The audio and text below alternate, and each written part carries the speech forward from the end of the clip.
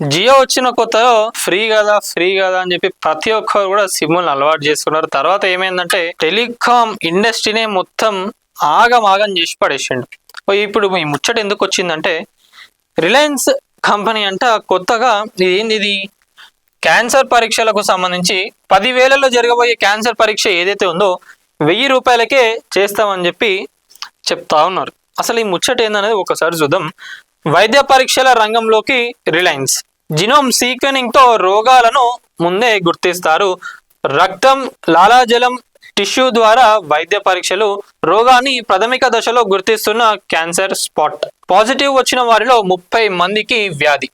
So ఇది మొత్తానికి అయితే రిలయన్స్ ఇండస్ట్రీ ఏదైతే ఉందో ఇప్పుడు ఈ టెస్టింగ్ ఏదైతే ఉందో దీంట్లో కూడా రాబోతుందంట. వస్తే మంచిదే. మీరు అనుకున్న ప్రకారంగా 10,000లో జరిగేది ఏదైతే ఉందో 1,000 రూపాయలకి ఇస్తే మంచిగానే ఉంటుంది. సో ఎవరికైతే క్యాన్సర్ ఉందో ఈ మన బ్లడ్ ఈ లాలాజలం ఏదైతే ఉందో ఆ టిష్యూస్ ద్వారా మనలో ఉందా లేదా రాబోతుందా ఏందని కూడా తెలుసుకోవచ్చు అని చెప్పి చెప్తా ఉన్నారు. ఇక మనం నిజంగా చూసుకున్నట్లయితే ఫార్మా మెడికల్ ఇండస్ట్రీ ఈ రోజు వేల కోట్లు కాదు లక్షల కోట్లు దీంట్లో సంపాదించుకుంటా ఉన్నారు ప్రతి ఒక్కరు కూడా. మరి ఇప్పుడు రిలయన్స్ తీసుకురాబోయే ఈ టెస్టింగ్ దానిపైన ఏదైతే ఉందో పెద్దది కాబట్టి అది ప్రైవేట్ కాబట్టి ఇక వీళ్ళు వస్తే ఇక మిగతా వాళ్ళను తొక్కేయడానికి ఈజీగా ఉంటుంది. ఎందుకంటే మనం ఆల్రెడీ చూసినాం ఏదైతే ఈ జియోది ఉందో మళ్ళీ అవే టాక్టిక్స్ ఈడ కూడా వాడతారా ఏందనేది చూడాలి. మరి మొత్తానికైతే క్యాన్సర్ పరీక్షలు దాని గురించి చేస్తామని చెప్పి చెప్తా ఉన్నారు. కానీ ఇంకోటి ఈ టెస్టింగ్ ఏదైతే ఉందో దీనిపైన కూడా వాస్తవంగా హైదరాబాద్ లో వరంగల్ చాలా పెద్ద స్కాములు జరుగుతుంది. నేను పేర్లు చెప్పాను కానీ మనకు జనరల్ గా సోషల్ మీడియాలో మనం చూసుకున్నట్లయితే మీరు హైదరాబాద్ లో ఉంటున్నారా అయితే మీకు సో అండ్ సో ఇంటికి వచ్చి మీకు పిక్ చేసుకొని శాంపుల్స్ కలెక్షన్ తీసుకొని సో అండ్ సో రేట్కే అయిపోతుందని చెప్పి చెప్తా ఉన్నారు. వాస్తవంగా మనం అదే టెస్ట్లు మనం హాస్పిటల్కి పోయి చేసుకుంటే ఎక్కువనే అవుతుంది కానీ వీళ్ళు తక్కువకే చేస్తా ఉన్నారు. దీనివల్ల ఏమవుతుందంటే వాళ్ళు ఆ మెడికల్ రిపోర్ట్స్ ఏవైతే ఉన్నాయో దాన్ని అమ్ముకొని బిజినెస్ చేసుకుంటా ఉన్నారు. ఇంకేమైంది అసలు వాస్తవంగా మనం ఈ రోజు మంచిగానే ఉంటాం, వాళ్ళు వచ్చి టెస్టులు పోయినాక చాలా మందికి కూడా రోగాలు తెలిసి ఆగమైపోయి ఇంకా వాళ్ళ హెల్త్ ఏదైతే ఉందో దాన్ని ఖరాబ్ చేసుకుంటా ఉన్నారు. సో అట్లా కూడా ఒక స్కామ్ జరుగుతుందని చెప్పి చెప్తా ఉన్నారు. మెడికల్ ని పట్టుకొని చాలా మంది కూడా చాలా అరచకాలు చేస్తున్నారు. మరి నిజంగా ఇది కూడా అట్లే ఉందా? మరి ఎప్పుడైతే అది ఏందనేది కూడా చూడాలి.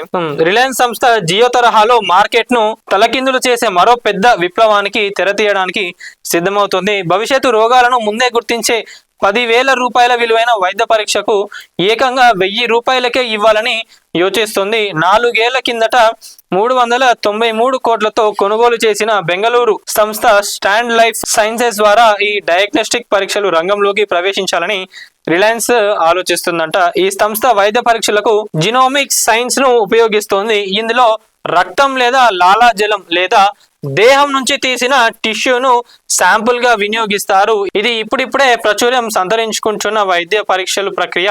రాబోయే వైద్యులను ముందే గుర్తించడానికి జినోమిక్స్ సైన్స్ ను వాడుతున్నారు. క్యాన్సర్ వచ్చిన వాళ్లకు అది ఏ స్థాయి వరకు దారి తీయొచ్చో కూడా చెప్పే విధంగా ఈ సైన్స్ అభివృద్ధి చెందుతోంది. సో వీళ్ళ ఆలోచన ఏదైతే ఉందో బానే ఉంది కానీ దీని వల్ల ఎంతవరకు మంచి జరుగుతుంది ఎంతవరకు ఏమైతుంది అనేది ఎవ్వరు కూడా చెప్పలేరు. ఎందుకంటే ఆల్రెడీ చూసినాం మనం ఇక్కడ చెప్తా ఉన్నారు వీళ్ళు కూడా ఏంటంటే జియో ఏదైతే మొత్తం మార్కెట్ ను తలకిందులు చేసిందో మరి ఇప్పుడు రాబోయేది కూడా అట్లనే చేస్తుందా ఏందనేది కూడా చూడాలి. మరి దీని వల్ల నిజంగా మనం ఆ క్యాన్సర్ ని అరికట్టగలమా ముందే తెలిస్తే మనం దానికి సంబంధించి దాన్ని అరికట్టగలమా లేదా అనేది కూడా తెలుసుకోవాలి. ఇంకొకటి ఏంటంటే ఇన్ కేస్ అట్లా వచ్చినా కూడా దానికి సంబంధించిన మెడిసిన్స్ ఏవైతే ఉన్నాయో అవన్నీ కూడా ప్రతి ఒక్కరికి జనాలకు ప్రజలందరికీ కూడా తక్కువ కాస్ట్ లో అందేటట్టుగా చూడాలి అని చెప్పి కూడా చెప్తా ఉన్నారు. మరి ఒక్కసారి దానికి సంబంధించి దొరికినాక ఫార్మా కంపెనీస్ వాళ్ళు రేట్లు కాన్స్టెంట్ గా పెడతారా ప్రతి ఒక్కరికి అందేటట్టు పెడతారా లేదా ఏందనేది ఒకసారి మీరు కామెంట్ లో పెట్టండి.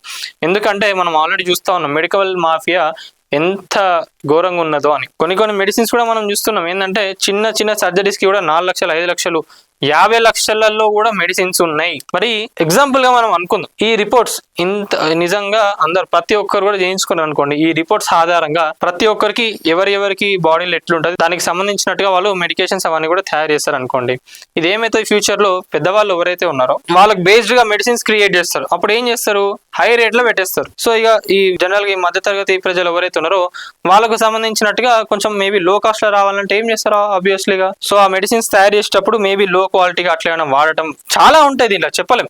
ఎందుకంటే ఎందుకు చెప్తున్నా ఈ ముచ్చట అంటే, మీరు ఇప్పుడు ఇవాళ ఒక మెడికల్ కి సంబంధించి ఏదైనా టాబ్లెట్స్ కి సంబంధించి ఏదైనా ఒక ఫ్యాక్టరీ పెట్టాలనుకోండి, 2 లక్షలలో అయిపోతుందండి. ఇది ఒకటి చెప్తా ఉన్నారు నాకు. ఏంటంటే మీరు ఇక్కడ రిజిస్ట్రేషన్ చేసుకొని ఈ బ్రాండ్ పైన మీరు రిజిస్ట్రేషన్ చేసుకున్నాక గుజరాత్ లో సంథింగ్ ఏడో పోయి మీ బ్రాండ్, మాకు ఈ బ్రాండ్ పైన మాకు ఈ టాబ్లెట్స్ కావాలని చెప్తే ఫార్ములా గేమ్లో మొత్తం వాళ్ళే తయారు చేసి టాబ్లెట్ తయారు చేసి ఇచ్చేస్తారంట.